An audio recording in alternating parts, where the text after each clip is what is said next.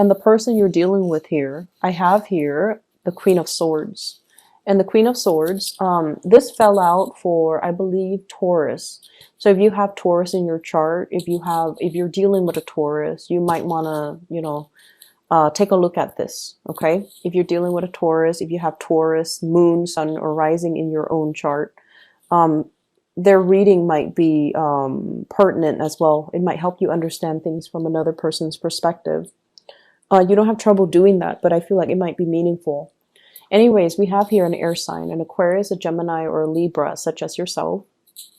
However, I mentioned before, I feel like you guys, especially the Libra moons, you guys love, love, love your pinks. And I have this card that represents you. I might actually talk about this first so that you can see the contrast. So this is your energy, the Eight of Cups.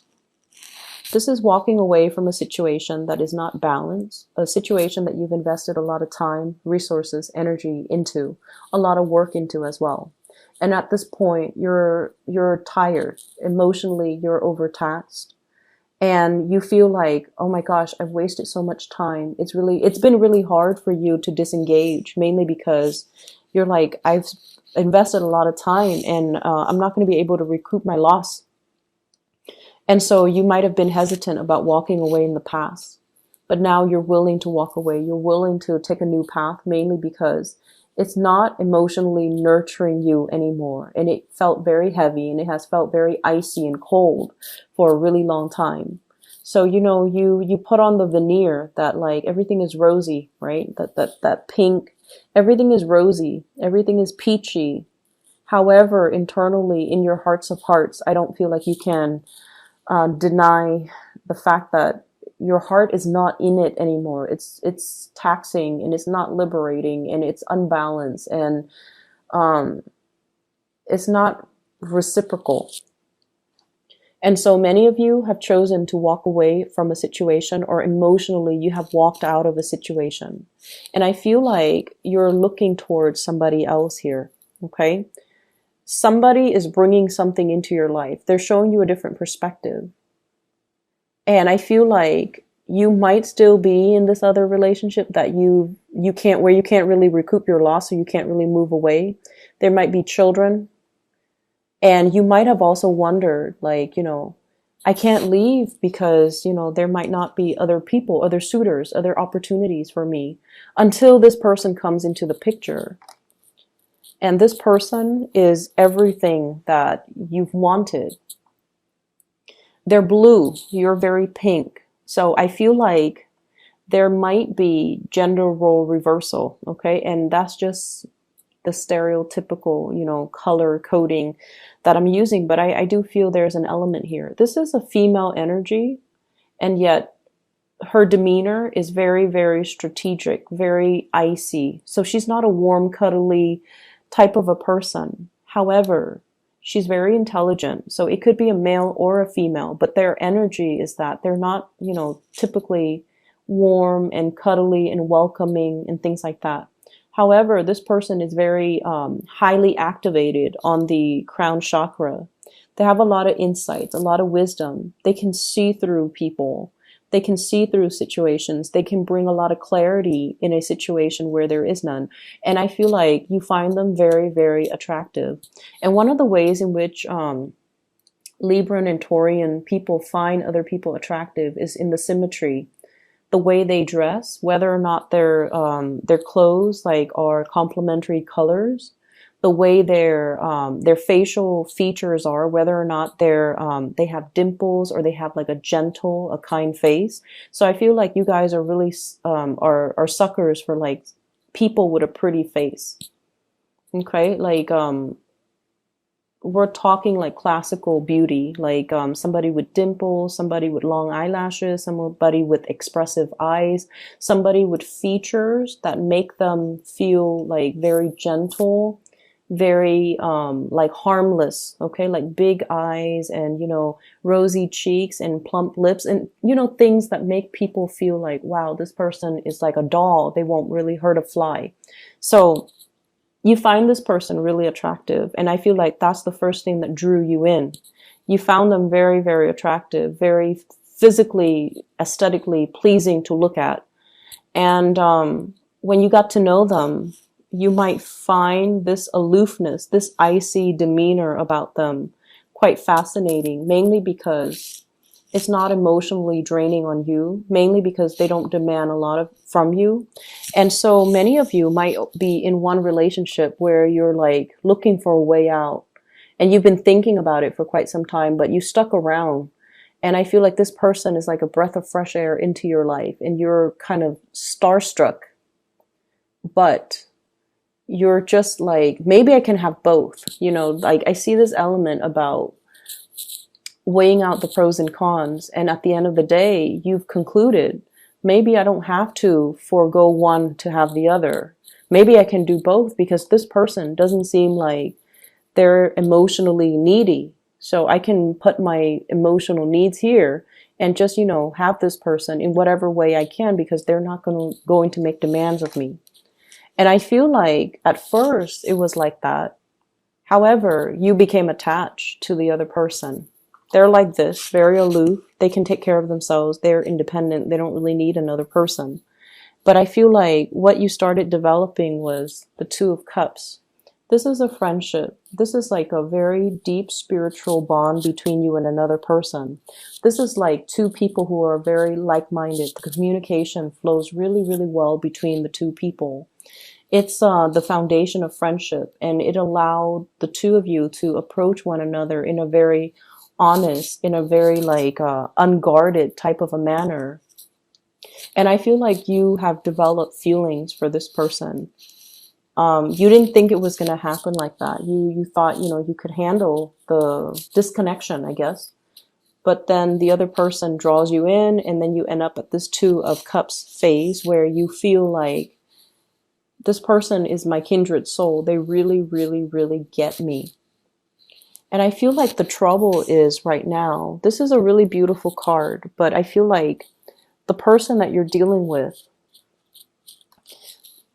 you might not be physically intimate with them. There might be an emotional affair. There might be, if you're in another relationship, there might be an emotional affair. I don't see a lot of things here that indicate, well, I definitely see attraction. And I feel like a very strong soul connection and a spiritual connection. I don't see like, that sexual attraction, the I can't live without you type of attraction, like that carnal desire, because I feel like nothing has been consummated yet. There's an emotional connection. There's an emotional affair. If you're in another relationship, there's a deep emotional bond. But where the person is that they're very moral. They will not stray from their morality. Okay. So like, I feel like it's somebody that's, kind of like no sex before marriage. Okay. So it could play out in that way. Or I can't be with you if you're married to somebody else. Or I can't be with someone I don't love. Or they could just be like, they could be waiting as well for you to finish up things from your end, whatever that means, before they can get involved with you. But if they want to get involved with you, I feel like it's going to have to be all or nothing, because this person wouldn't want any less. They want all of you or none of you. Okay. So that's where you're at with this person right here. And this person, they're linked up with the Star and the World. So you're dealing with someone who might be very, very popular. They might have fame and some type of, they might have fame. They might have, they might be a world traveler. There might be an element of people coming from different countries, somebody that travels a lot, or somebody that belongs to a different world. Like they're just, culturally different from you. And the Star in the World basically means they are waiting on a higher calling. They're waiting for their life to begin. They're waiting for opportunities to travel. They're waiting for opportunities to kind of move away, pursue their life, or allow their lives to start. So I feel like at a moment's notice, they're going to be on their way out. They're going to be seeking other opportunities. So there's somebody here that you definitely have a very strong connection with, but it seems like you're tied up in something else. You're not able to give them whatever it is that they want or whatever it is that you want from them to solidify a really strong relationship. And the feelings are definitely mutual. You know, with this Two of Cups, it's a soulmate connection. It's a very strong spiritual bond. But I feel like if you don't recognize it for what it is, it's going to slip away. And soulmate connections, they come they're not rare per se, but I feel like there's a time and a place for it. And the soulmate connection can also run its course too. There's a time and a place for that as well. So if you're not quick on the uptake and recognize this situation for its rarity and for, you know, how powerful it is, I feel like it's going to slip you by because the other person, they're going to be drifting away. Okay. This is the escape here. Things coming to a culmination, things coming, it's like coming full circle and coming to an end, closing out of a cycle, mainly because we have healed up from the past. For others of you, it could be, you know, just the fact that you're with a new person now that really gets you, that you feel is your kindred soul, and you're very, very happy. The person has helped you done a lot of healing on yourself. And I feel like the cycle of you feeling, we have here the Eight of Cups and the Two of Cups, and altogether it adds up to 10, which is the completion stage. You have somebody, you've been feeling empty and taken for granted for a really long time, and then you meet this person who's like a kindred soul. They're fair. They are just, they want to do the right thing. And I feel like it's really refreshing when we meet somebody who has the same values as us. All right. And so they're completing you and they're going to help you kind of like continue that next phase of your journey. So if you didn't believe in, you know, morality, if you didn't believe that people were selfless, that people are incapable of, you know, doing the right thing, I feel like you're meeting somebody.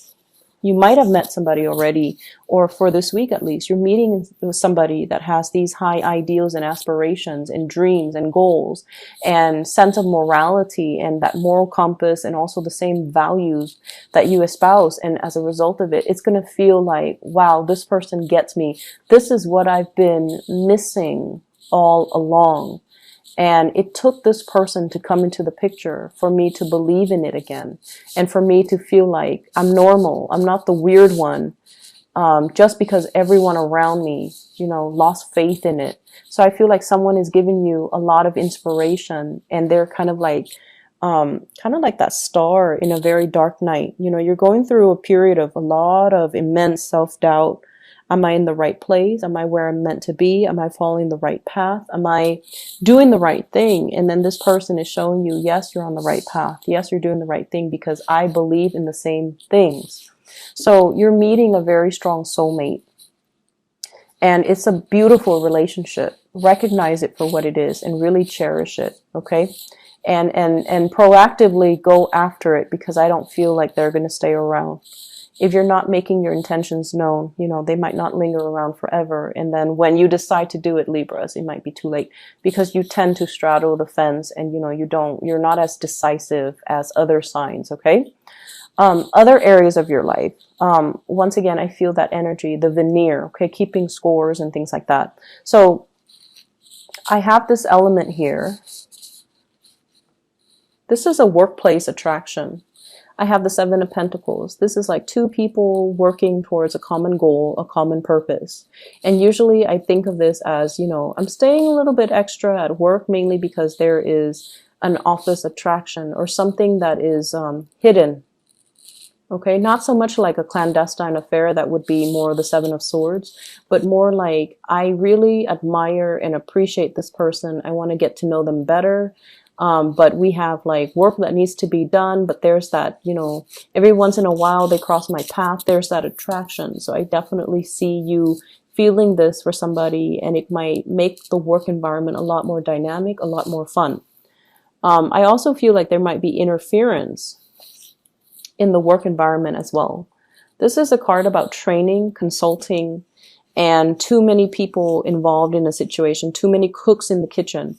Everyone is offering their 2 cents, unsolicited nonetheless, and everyone feels like they're an expert in their field, so they're coming together to kind of offer, their advice, offer their take, and it can create a lot of confusion. And I feel like that's what it's doing here.